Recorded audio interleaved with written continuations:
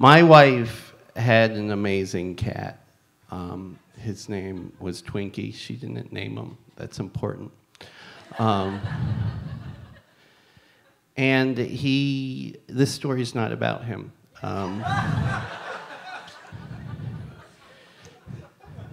After he passed on, there was a cat-shaped hole in our lives. And we could not find a shelter or any of the above-the-counter places to give us a cat because of our lifestyle. They really want, like, old ladies to love those cats.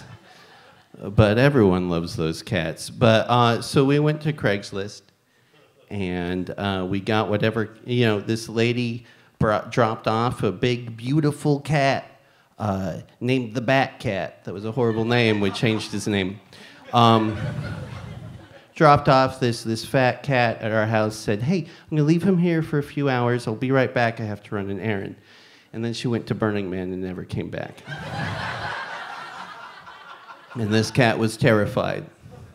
And so were we. He was about 30 pounds, and he was uncomfortable, and he immediately peed, and he never stopped peeing. And but he did. He crawled on my chest, and he fell asleep. And if I move, he'd make sad cat noises. He was so fat, he could not meow. He just went, ah. And so I held him all night, and he became mine, and I became his. But we had some major problems. He had multiple owners, and we took him to the vet. He was like, this cat has been abused, has been neglected, is not going to live for very long, probably going to die of heart failure because he's so fat. And then 2 years later, that vet died of heart failure. But there were some major problems with Walter.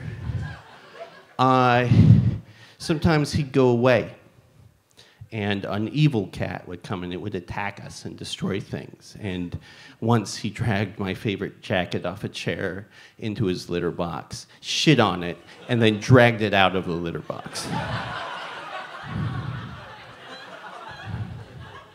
It was hard. This was during the recession where a lot of the animal shelters just shut down. They didn't have capacity. Everything was a kill shelter at that point. Because of his problems, his behavior problems, if we gave him to a shelter, they would euthanize him. And we weren't going to do that. Instead, we just live in fear. And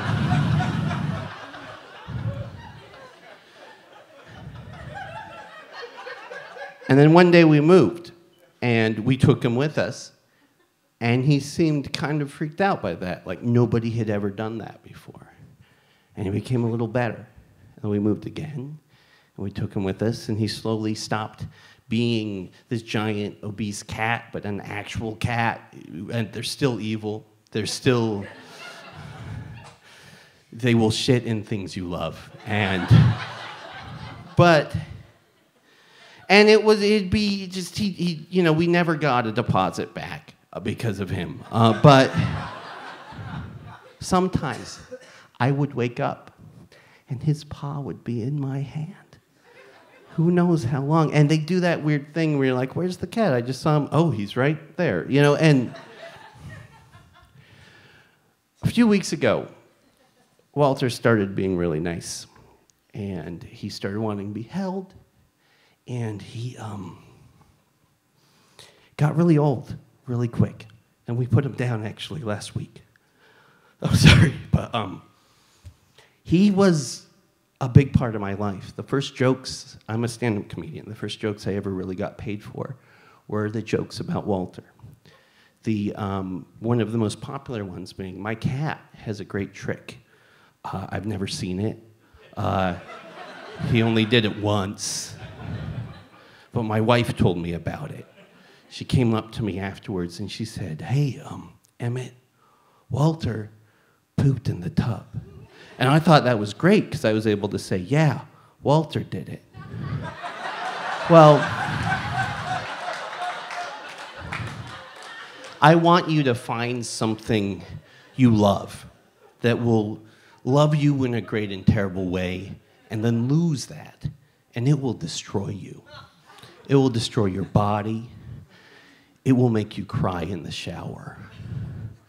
The day after he died, which was the most gentle way we could do it, and it was a really beautiful moment, but the day after he died, I found myself crying in the shower, and my whole body hurt, and I'd been eating like shit as he'd been sick, and a rumbling happens inside of me, and mistakes were made. Walter did it. Thanks.